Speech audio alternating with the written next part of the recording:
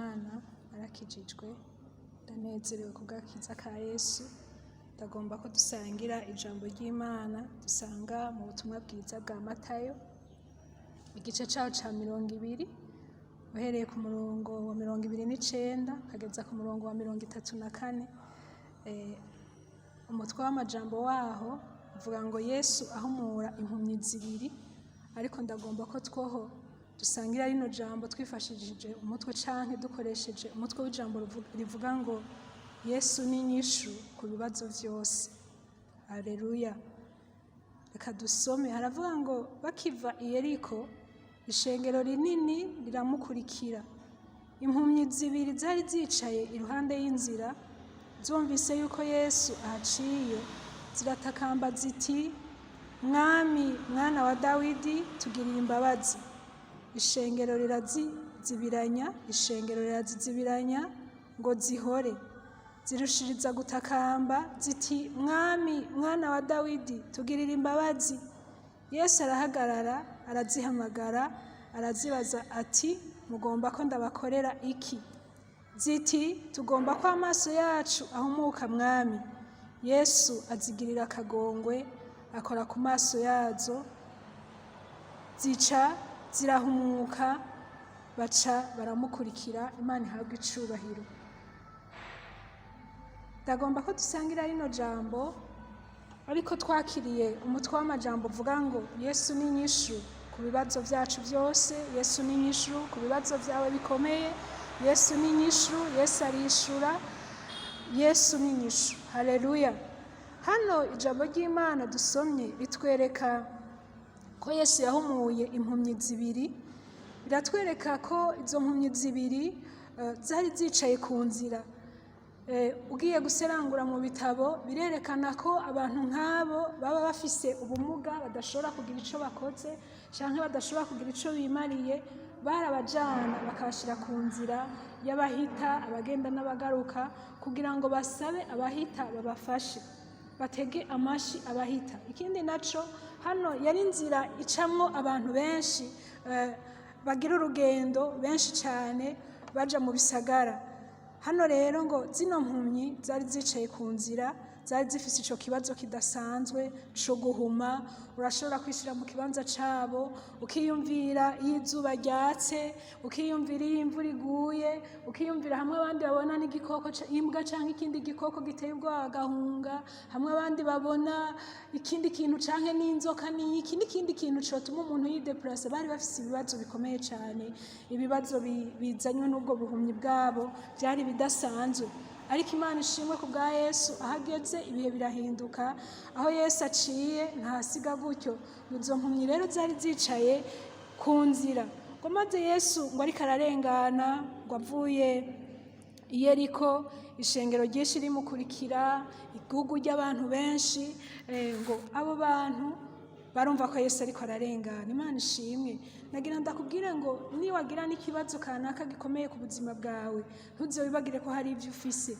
Zino mpumyi nibyo bari bafise ikibazo gikomeye c'ubuhumyi, ubumuga bukomeye cyane, ariko kandi hari ibyo Imana yabahaye, hari ibikomeye bari bafise, kuko barumva kandi barashobora no kuvuga. Bari bafise amatwi yumva, kandi kubw'uko bumva, no kuvuga ngo hari ibyo bumvise barabibika mu mutima wabo. Hari ibyo bumvise barabibika, barabiziga mu mitima yabo, mu bwenge bwabo.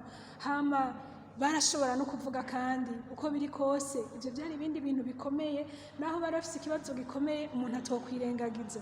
Hano kandi kubw'ukumva kwabo byarabashoboje kumva ko Yesu ariko ararengana, byarabashoboje kumva ko hari ikintu kiriko kirakoreka mu gisagara, hariho situation kanaka. Imana ihabwe icubahiro.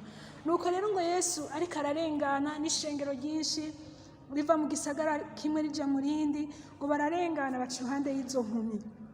Ijambo ry'Imana ritubwira ngo impumyi zibiri zari zicaye iruhande y'inzira, ngo bumvise yuko Yesu ahaciye, ngo ziratakamba ziti, Mwami, mwana wa Dawidi, tugirire ikigongwe, tugirire imbabazi. Imana ihabwe icubahiro. Ndakubwira ngo mw'iri jambo rivuga ngo Mwami, mwana wa Dawidi, ubundi Yesu yitwa Yesu yitwa Yesu. Haleluya.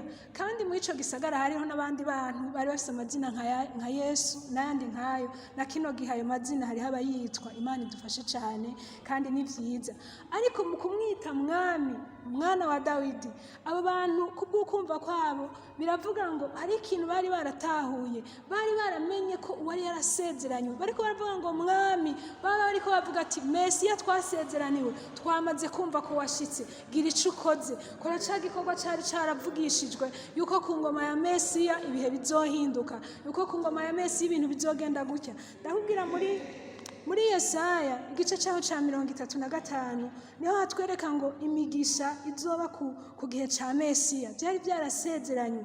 uhereye ku murongo wa 3 hatwereka igikorwa cari carazanye Yesu, canke Yesu yari yarasezeranywe, Mesiya yari yarasezeranywe igihe kirekire. haratwereka ngo mukomeze amaboko acitse intege, mugumisha amavi areganutse canke aregarega, mubwire abahagaritse imitima muti rema ntaco mutinya.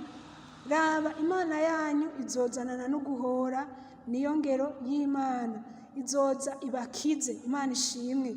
umurongo wa 5 uratwereka ngo niho impumyi zizohumuka n'ibipfamatwi bizozibugwa. Imana ihabwa icubahiro.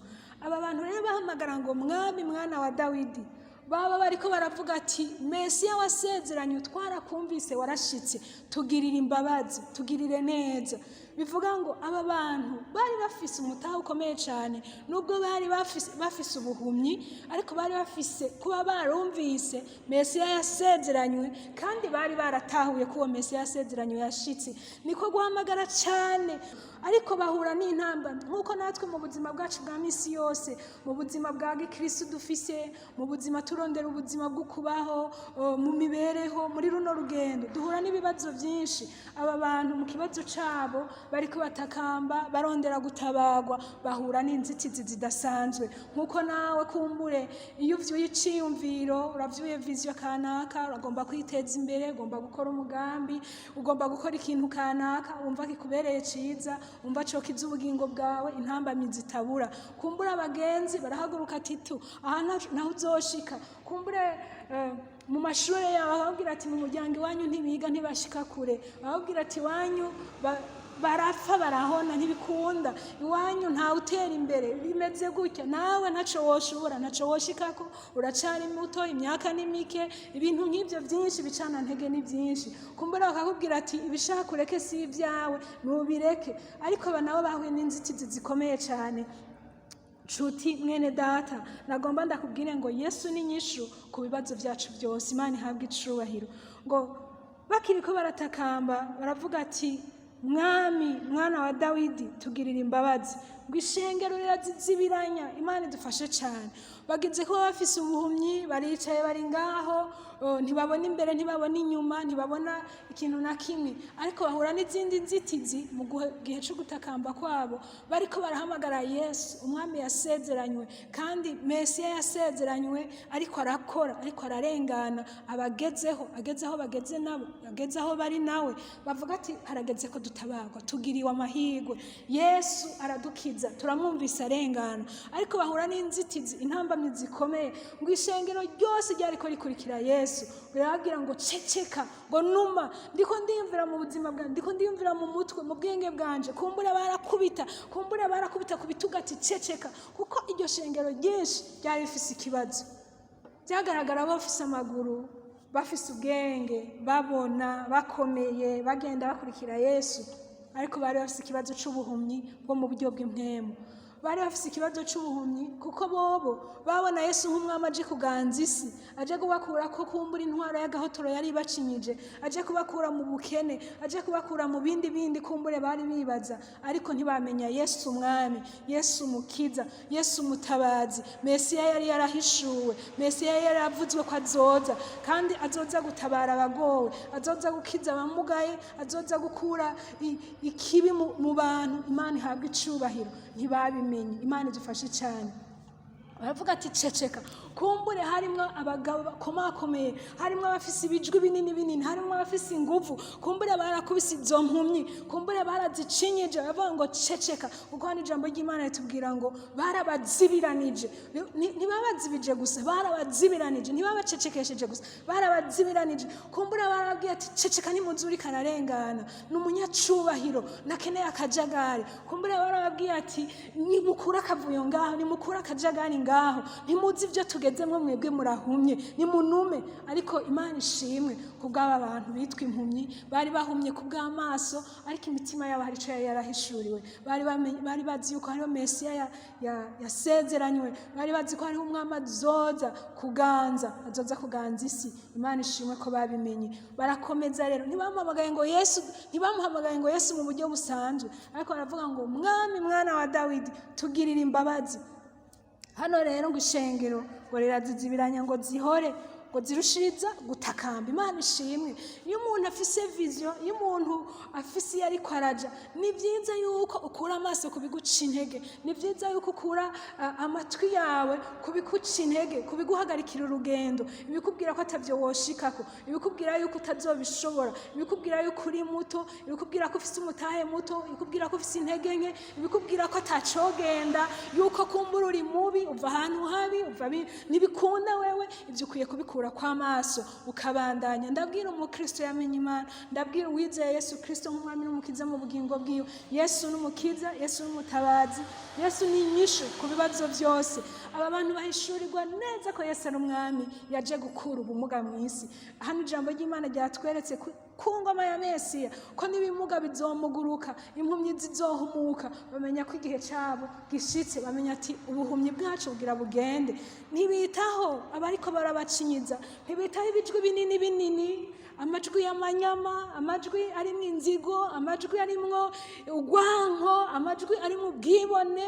Ababwira ati ceceka, ariko baraba intumbero, baravuga ati Mesiya yahageze, naho vyogenda gute turakomeza duhamagara. Ngo barasemera ati mwami, mwana wa Dawidi, tugirire imbabazi. Maze bakomeje gutakamba, bakomeje kuduza ijwi, bakomeje guhamagara Yesu, Yesu arahagarara. Imana ihabwe icubahiro. Hano ku murongo wa 32 aratwereka ngo Yesu ngo arahagarara, ngo arazihamagara. Imana ishimwe. Nkunda Yesu uko ameze. Yesu n'umukiza, Yesu agendera mu bugingo bwacu, Yesu aradutabara, abamumenye, abamwizeye, agenda abana natwe. Ni benshi bo gushingira intahe ico Yesu akora. Maze biragaragara ngo Yesu bamaze kumuhamagara bakongeza ijwi, kuko yari yaje gukiza abafise ibibazo, yaje gutabara, yazanywe n'impuhwe, yazanywe n'urukundo. Nico camutumye asiga icubahiro ciwe mu ijuru, akamanuka kugira ngo acungure umwana w'umuntu, kugira ngo akure mu kibazo umwana w'umuntu, kugira ngo akure mu gacinyizo ka Satani umwana w'umuntu. Hano Yesu ngo arahagarara. Imana ishimwe. Nagira ndakubwire ngo iyo ukuye amaso kubicana ntege, ugakura amaso kubikubwira ngo ntibikunda, ugakura amaso no ku kibazo cawe, ukiva kugahamagara Yesu, maze haboneka n'ibindi bikubwira ati hagarikiraho, ukiva ugakomeza ugahamagara Yesu. Yesu arahagarara, arahindura ibikorwa. Yesu araguhindukirira, Yesu arahagarika ibindi, akaza akakwitaba, akagutabara. Hano ijambo ry'Imana yatwereka ngo Yesu arahagarara. Haleluya. Ngo maze guhagarara ngo arabahamagara. Umurongo wa 32 uvuga ngo Yesu arahagarara, ngo arazihamagara, arazibaza. Haleluya. Imana ihabwe icubahiro. Yesu arahagarara, ngo arazihamagara. Reka ndabwire ngo ikibazo carushije kuba ikibazo, nawe urushirize kongera ko ingufu zo guhamagara Yesu, kuko nateba kukwitaba. Kandi yakwitavye aca ahagarara mu kaganira. Ngo hano Yesu ngo arahagarara, ngo maze ngo arazihamagara. Amaze kuzihamagara ngo arabaza ati muragomba ko mbakorera iki? Nagira ndakubwire ngo nawe mbega mu buzima bwawe nikihe kibazo uhanganye naco uvuga uti Yesu niki ngomba kwankorera? Niwaduza ijwi, niwaduza izindi mbaraga zo kurondera Yesu, Yesu araguhamagara. Yesu arahagarara, ahagarika ibindi vyose, aguhamagare, muganire ku kibazo cawe, akubaze neza turashaka ko ngukorera iki. Nagira ndakubwire nawe ngo inshuti, ni vyiza kuvangura ibibazo mu bindi, ukamenya by'ukuri ikibazo cy'ukuri ukeneye ko Yesu akora. Uko Yesu ntakorera ku bishobisho, ntakorera no mu kajagari, ntakorera no mu ruvange rw'ibintu. Nico gituma uja gusanga ahantu henshi Yesu yagiye abaza ngo urashaka ko ngukorera iki, ko ngukorera iki. Hano arabaza ati, hano rero ngo aravuga ngo arababaza ati mugomba ko ndabakorera iki?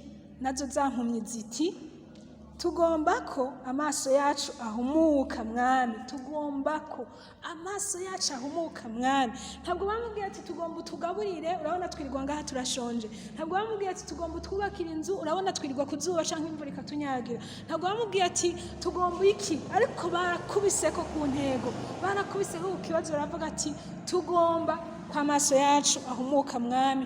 Imana ihabwa icubahiro. Ni byiza kumenya ikibazo nyamukuru ufise mu buzima bwawe, kandi umaze kukimenya ukagishira ku mutima, kuko Yesu ntazoshira ku mutima kuvyo utashize ku mutima. Nico gituma Yesu yabanza akabaza ngo uragomba ko ngukorera iki? Ikigira kabiri, ni byiza ko wizera Yesu ko abishoboye, kumenya Yesu mugendana, kumenya Yesu yaje gukiza, Yesu yaje gutabara, ukamenya Yesu, ukamenya n'igikorwa camuzanye. Haleluya. Bana baravuga ngo mwami mwana wa Dawidi. Bari baramenye ko hari umwami azoza kuganza isi, azoza gutorera inyishu ibibazo biri mu isi, azoza guhindura ibihe. Baravuga ngo mwami mwana wa Dawidi. Nawe ni byiza kumenya igikorwa ca Yesu icarico. Aha mukamwizera, ukamuhamagara nk'ushoboye, wizeye icakora. Yesu arabaza ngo muragomba ko mbakorera iki? Nawe baravuga ati dushaka ko amaso yacu ahumuka mwami. Imana ihabwa icubahiro. Hano Yesu ngo azigirira akagongwe. Haleluya. Yesu amaze kumenya kutahura, amaze kubona kutahura ikibazo cawe ufise, kandi akongera akabona yuko umwizeye, uzi igikorwa ciwe, wizeye ubushobozi bwiwe, nawe arakora. Hano rero Yesu ngo abagirira akagongwe. Akagongwe biratandukanye. Wumvise akagongwe biratandukanye n'ikigongwe. Mu kagongwe harimo impuhwe nyinshi, harimo urukundo kwinshi, harimo ko umuntu yo kwitanga cyane. Yesu ngo abagirira akagongwe, ngo maze arabakiza. Hano havuga ngo Yesu azigirira akagongwe, akora ku maso yazo ngo zica zirahumuka. Imana ishimwe. Nagira ndakubwire nawe ngo urafise ikibazo cawe kanaka, ni byiza kukimenya. Aba bari bafise ikibazo c'ubuhumyi bw'amaso y'umubiri, ariko ubuhumyi bw'umutima bari barabukize, bari baramenye ko hari umwami yasezeranywe. Birasaba ko umenya neza ikibazo cawe ufise. Birasaba yuko ukura amaso ku bicana ntege, birasaba ko wizera Yesu mukiza, birasaba yuko umenya ko Yesu afise ubushobozi. Natangwe ndabwira nti rino jambo tugirike ko tuvuga tuti Yesu ni nyishu ku bibazo byacu byose. Yesu ni nyishu, Yesu aratabara, ahashitse birahinduka. Hano yari ku nzira yahasanze impumyi, ariko ijambo ryatwereka ngo yasize zihumutse. Kubera iki? Bari bazi ikibazo base ko ari c'ubuhumyi, nticari c'ubundi bumuga, nticari c'inzara, nticari c'izuba, nticari c'imvura, nticari c'urwanko, ariko bari bafise ikibazo c'ubuhumyi bw'amaso. Baravuga ati Yesu dushaka ko amaso yacu ahumuka. Nukumenya ikibazo vy'ukuri nyamukuru ufise, ikibazo gitwara ibindi bibazo. Nukumenya ubwira ikibazo cawe, nukumenya umwizigirwa nka Yesu ashobora gukiza ikibazo cawe. Nukukura amaso, nugukura amatwi, gukura umutima wawe kubiguca intege, kubigubwira ko bidakunda, kubikwereka ko ibyawe bikomeye bitopfa bironse inyishu. Ibyo ukabikura mu mutima, ukabikura mu matwi, ukabyigiza kure, ukabitera inkokora. Bimeze nk'abo bantu bacinyiza bakavuga ngo barazizibiranya. Nugukura ku bintu bikuzibiranya amaso yawe n'amatwi n'ubwenge bwawe, ukabikura ku bintu bikuzibiranya kugira ngo ibyawe ntibikunda, ariko ukizigira Yesu Kristo, ukizigira Yesu inyishu ku bibazo byacu byose. Imana ihabwa icubahiro. Birasaba rero kumenya neza ikibazo, birasaba ko wizera Yesu agira neza, birasaba yuko ukura amatwi canke uzibukira ibiguca intege, birasaba yuko usenga wizeye. Imana ihabwa icubahiro. Kura amaso n'umutima kuri ibyo, kura ubwenge bwawe kubiguca intege. Raba iyo uri kuraja, izere Yesu umukiza, umutabazi, izere umugira neza ntananirwa, ni nyishu ku bibazo byacu byose. hanyuma ikindi naco uko ibibazo birushiriza cyangwa ibicana ntege birushiriza biragusaba ko nawe urushiriza gukora kurondera Yesu, gukora ibikorwa byiza birondera Yesu, gushiraho ubucuti bwiza bwawe na Yesu kugira ngo ikibazo cyawe kirushirize gutora inyishu. Yesu ni inyishu, Yesu aratabara, Yesu arateturura, Yesu agira neza, kandi nta kindi camuzanye atari ukudukiza, nta kindi camuzanye atari ukudutabara. Umuririmbyi yaravuze ngo icazanye Yesu mw'isi si kuducira urubanza, ariko yazanywe no kudukiza kugira ngo turonke n'ubugingo budashira, tugire ivyizigiro vya kino gihe no mu gihe kizoza. Yesu abahezagire. Reka dusengane namwe, dusengane nawe wumvise rino jambo kugira ngo nawe mu bicana ntege vyawe, ibiriko biraguca intege, ibikubereye umutwaro, ibikubereye ibibazo, wizere umwami Yesu Kristo, wizere umukiza, wizere umutabazi, ntakozanye isoni. Yesu yazanywe n'abarushe, Yesu yazanywe n'abafise ibibazo, naho isi yohinduka, naho sinzi ingene ibihe vyogenda, ariko Yesu nta kindi camuzanye atari ugukiza, atari ugutabara. Ku ngoma yiwe abamwizeye baguwe neza, abamwizeye by'ukuri bagendana nawe, bagenda bizera ubushobozi bwiwe, bagenda batabaza we, tubayeho neza, turashima Imana. Si imigani y'abakecuru, tuvuga ivyo twabonye, tuvuga ivyo tubayemo. Yesu n'umukiza, Yesu n'inyishu ku bibazo byose. Reka dusenge. Nawe ndakwifurije kugira ubuhungiro Yesu, ndakwifurije gutabaza Yesu mu kibazo cawe, ndakwifurije kurengera ibimeze nk'ibiguca intege, kurengera ibimeze nk'ibikuzibiza, ariko ugakomeza ugahamagara Yesu. Ntiyigera ananirwa kandi ntiyigera yihoza abamurondera. Ijambo ry'Imana riravuga ngo nkunda abankunda kandi abandondera ubudahumeka bazombona. Irindi jambo riratubwira ngo musenge, riratubwira ngo tumuhamagare azotwitaba.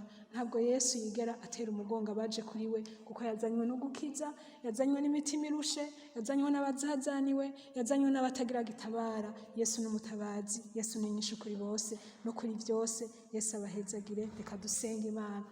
Data, mu izina rya Yesu Kristo, senganye n'ubu muntu Mwami Imana afise ikibazo, ameze nk'iyi mpumyi yugarijwe n'ubuhumyi, ikugarizwa n'abayizibiza bayibuza gutabaza. Senganye n'uwo muntu Mwami Imana ari ahantu ari mu bicana ntege vyiyongera ku bindi. Mwami ndamusengeye ngo yizere izina ryawe, yizere ubutabazi bwawe, kuko Mwami Yesu Kristo uri inyishu ku bakwizeye, uri inyishu ku bibazo bikomeye, uri umutabazi, uri umugira neza. Kandi ndasengeye Mwami Imana ibibazo by'aba bantu bimwe bitera kwihebura, bitera kuzazanirwa, bitera kubura amahoro, bitera kwiheba, bitera kwifuza mbese no kwa umuntu yigara kwifuza gupfa. Mwami ndabisengeye kugira Yesu umukiza uca inzira, utabare. Ndagushimiye ku ntahe zizokurikira, ndagushimiye ku buntu bwawe, ndagushimiye ku mbabazi no kugira neza kwawe. Reka icubahiro cose gikomeze kuba icawe, mu izina ryawe Yesu Kristo dusenze twizeye, amen.